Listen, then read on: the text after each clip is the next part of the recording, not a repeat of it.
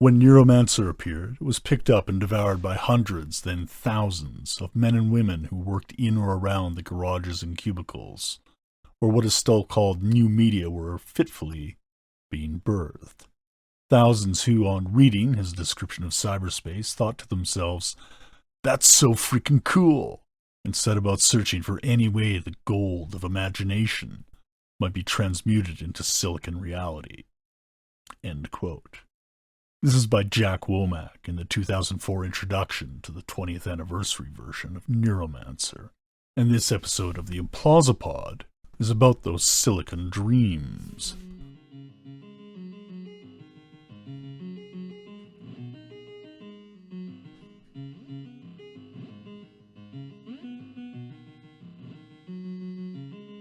Welcome to the Implausipod, a podcast about the intersection of art, technology, and popular culture.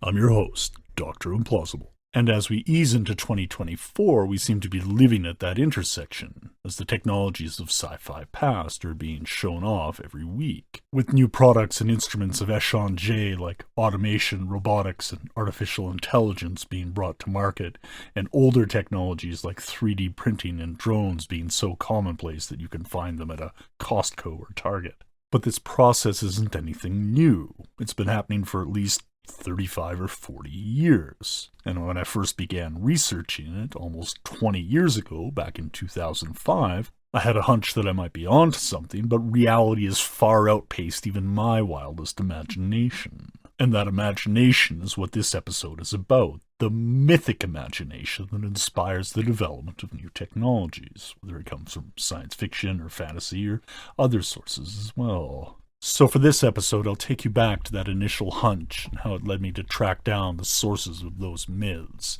and what impact they had on the creation of the digital sublime and how that has impacted our current reality as well. And with the incipient release of the Apple Vision Pro, their forthcoming AR/VR headset, or whatever their marketing department is describing it as, this hunch couldn't be more timely because my early work was on the development of virtual reality. Now, the hunch came about reading something else unrelated. It was Ray Kurzweil's work on the singularity that came out in the early 2000s. And I noted how much the work was influenced by or influenced upon, basically co-creative of the works of science fiction that were coming up in those prior 20 years. And it seemed to me that there had to be a lot of overlap between science fiction and science in the development of these new technologies. But at the time, the literature wasn't there yet. There was a few authors that had worked on it, notably William Bainbridge, who took a look at the early influences on the development of the space program in his 1976 book, The Spaceflight Revolution. Now, this was a sociological review of it. So he was looking at science and engineering at NASA and elsewhere through that sociological lens. And in so doing, he noted how a revolutionary technology like spaceflight came around mostly theoretically before it was even attempted practically. And that theoretical drive was often influenced by, the visions. In this case, we'll go back to the mythic visions. That can be influenced by, in this case, fiction. I mean, visionaries had long thought about traveling to the moon long before science fiction was even a genre. For everything with Jules Verne's From Earth to the Moon from 1865 all the way up to Georges Méliès's A Trip to the Moon, the 1902 short film with the bullet in the eye that we all probably famously remember. So the idea was definitely there, but the technology wasn't ready and the science wasn't necessarily sure either. So this is what all made it a revolutionary idea in what we might call Kuhnian terms.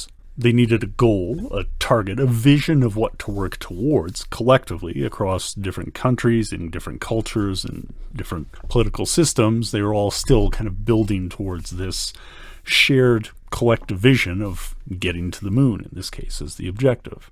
And this holds true for other technologies as well.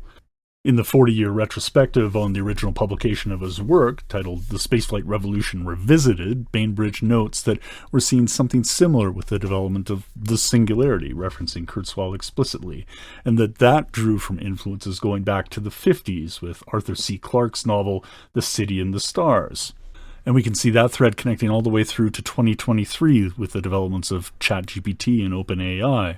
So a 70-year development time frame from inception to manifestation to when something actually comes about and is brought forth into reality. And did we see similar time frames with the development of rocketry from inception to landing on the moon? Yeah. And are we seeing similar lengths with even current technologies like, again, VR or direct neural implants with Neuralink recently being in the news? And again, the answer is yes, anywhere from 40, 50, 60 years from inception to something being made manifest in the world. Now, there can be reasons for this. Often it can be tricky, but what drives that development over that long of a time frame? What keeps us going towards the realization of those dreams, of something that will necessarily outlive those who originally imagined it, and perhaps several other generations following, but still working towards that idea, that realization? And the answer is a cultural one. This is where the role of myth comes in.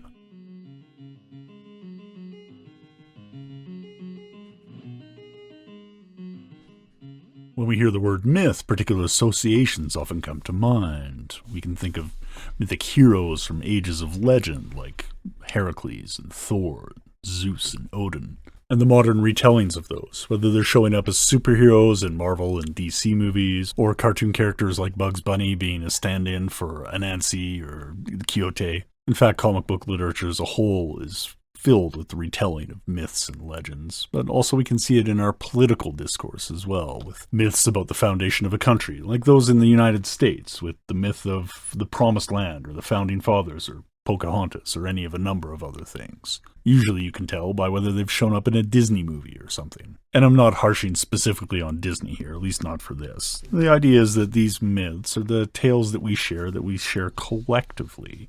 They're part of our common cultural understanding. And we're going to call this, for lack of a better term, the mythic dimension. And this is where some of our ideas come from. And these can be ideas about how we shape our culture, how our political system is supposed to work. We've talked previously about the social imaginary, way back in episode 9. And this kind of continues on with that thread, or stream, as we'll kind of start changing our metaphor stream, for reasons to be explained next episode. But the point being is that our innovations come from new ideas, whether that's social innovations, political innovations, cultural, and technological. And when it's technological innovations, they often come from elements of culture that deal with technology. In this case, science fiction. Now, that isn't the only source and only pathway for new ideas, of course. As Henry Petrosky has mentioned, human wants have long outpaced human needs as a driver of new inventions. But when we're talking about revolutionary ideas, radical innovations, stuff that's new to the world, then it can be one of those primary sources. And as stated, it's one of those things that can kind of keep the vision and drive going from generation to generation to generation. And as an expression of our culture, literature has an important role in maintaining this drive. And in the 20th and 21st centuries, we've had an explosion of other cultural artifacts like film, television, photography, gaming, and the rest. And these all have a role too, but literature is going to be our primary focus. And the role that literature takes is that of an exemplar. It points forward towards a daring, imaginative goal that may not be achievable, but at least gives those who may be in a position to enact change something to aim for. End quote. As Northrop Frye notes, the written word recreates the past in the present and gives us not the familiar remembered thing, but the glittering intensity of the summoned up hallucinations. This is from 1981. And it's in this role that fiction finds itself as a part of literature, as a creator of the prophecies that contradict the conventional wisdom. It allows us to take all these opportunities and use them to drive towards the future. And building on what Northrop Frye said, the Canadian author John Ralston Saul elaborates. He says, fiction often reveals to us a greater understanding of our own society as it functions today. In other words, great fiction can be true for its time as well as somehow timeless, and true for our time. End quote. So this is the role that fiction plays, providing a goal, something timeless and transcendent and intense, something that we can work towards as if it was a dream. And this is what brings us to the development of these new and emerging technologies.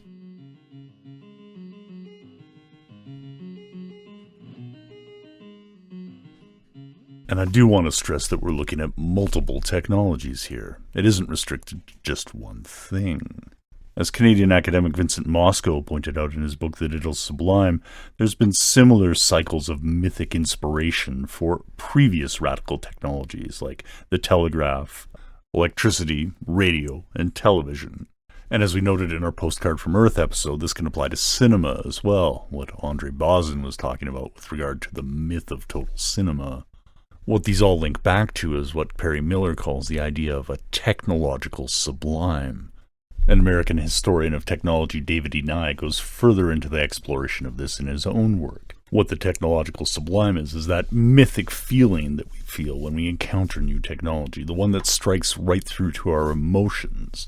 And it doesn't necessarily have to be anything electronic. It can be something like witnessing the Hoover Dam or the first experience of air travel. But honestly, indoor plumbing, refrigeration, and light switches can all conjure that experience as well, especially if you've never experienced it before. To return to Arthur C. Clarke, who we mentioned earlier, that old adage that sufficiently advanced technology is indistinguishable from magic holds true. And this is how we have to understand the enduring appeal and pursuit in development of a new technology, like VR. As the Apple Vision Pro launches, there's no killer app for it. The business case for it is limited and tenuous at best. The use seems forced, often within the Apple ecosystem, and we don't know what the enduring appeal of it is.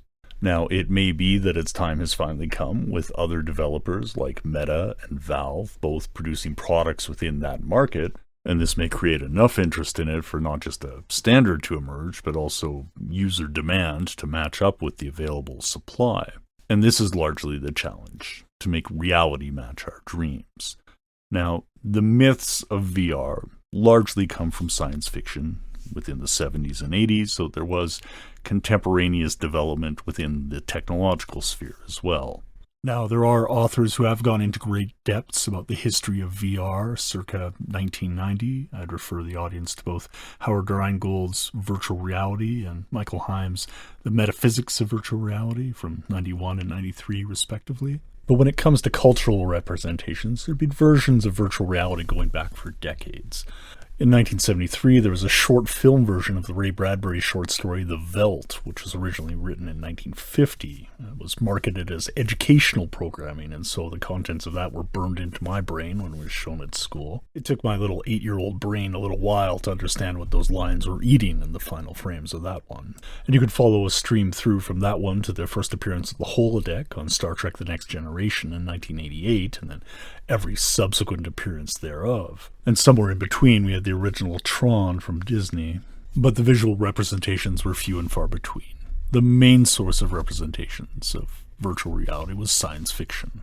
While we had early versions of computer use, like John Brunner's Shockwave Rider from 1975, which would still be recognizable to a modern audience, what with its gated communities, urban decay, and computer viruses and identity theft. The first major representation of virtual reality would be in Vernor Vinge's True Names from 1981.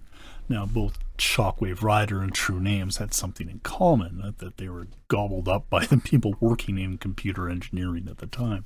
Whether it was on campus or within specific firms, the reports are that both those titles were ones that were held in high regard by computing enthusiasts in the 70s and early part of the 80s. As Katie Hafner and Michael Lyon note in their book, Where the Wizards Stay Up Late, quote, Brunner became a cult figure as the book swept through the worldwide community of science fiction readers. It had a strong influence on an emerging American computer underground, a loose affiliation of phone freaks, computer hackers in places like Silicon Valley and Cambridge, who appeared simultaneously with the development of the personal computer. End quote. And 6 years later, this was still going on when True Names was published. As James Frenkel notes, quote, when True Names was written, it was considered visionary and was read by some of those who have had a great deal to do with shaping the internet to date. And while I admit that his mention is problematic now, writing in the afterword to True Names, Marvin Minsky, the co-founder of MIT's Artificial Intelligence Lab, writes, and I quote, in real life, you often have to deal with things you don't completely understand. You drive a car, not knowing how its engine works. You ride as passenger in someone else's car, not knowing how that driver works. And strangest of all, you sometimes drive yourself to work, not knowing how you work yourself. To me, the import of True Names that it is about how we cope with things we don't understand. But how do we ever understand anything in the first place? Almost always, I think, by using analogies in one way or another, to pretend that each alien thing we see resembles something we already know. End quote. So it's here in the early 80s where computer scientists and developers are being influenced by the science fiction texts. And you'll note that I've hardly even mentioned the words cyberpunk or cyberspace up to this point in time. We've covered cyberpunk in depth way back in episode 3, and honestly, we will continue to do so in the future. But the influences for the current implementations of virtual reality, which mostly draw from Neil Stephenson's Snow Crash, whether it's Meta's / Facebook's pursuit of creating the metaverse, or whether it's Apple Vision Pro wearers inadvertently becoming the gargoyles from Snow Crash, conducting OSINT at every opportunity, whether inadvertently or not. But the point is that these ideas of how virtual reality might be achieved, what it would look like, and how it would be incorporated into our daily lives were prevalent long before the development of the tech actually enabled its use on a regular basis. The vision of the technology, of what it could be, is what drove the development and subsequent adoption, as the users could see themselves incorporating those technologies into their own lives in ways similar to the saw within the books. The reason why is that those ideas sparked the mythic imagination, as we noted earlier. As Moscow mentions, philosopher Alistair MacIntyre concludes that myths are neither true nor false, but living or dead. And the myths of virtual reality are still very much alive. All the attempts to bring them about in the real world and the unsuccessful attempts at that haven't managed to kill the myth or kill the dream. To quote Moscow a little bit further here, a myth is alive if it continues to give meaning to human life, if it continues to represent some important part of the collective mentality of a given age, and if it continues to render socially and intellectually tolerable what would otherwise be experienced as incoherence. To understand a myth involves more than proving it to be false. It means figuring out why the myth exists, why it is so important to people, what it means, and what it tells us about people's hopes and dreams. So what does it mean if we're continually pursuing these dreams of being someplace else, not on this earth, of having different jobs, of having different lives, having a different society that we live in? And what does it mean when those dreams are pursued by the very richest among us? For those who, to quote a James Bond film, would say the world is not enough. We can understand what the silicon dreams might mean to the average citizen, the regular users, or even to the developers to bring about something freaking cool. But what does it mean to the technocrats and the industrialists and the billionaires? Why are they so dogged in their pursuit of something that has no killer app? Stick with us as we dig deeper into this in future episodes of the Implausipod.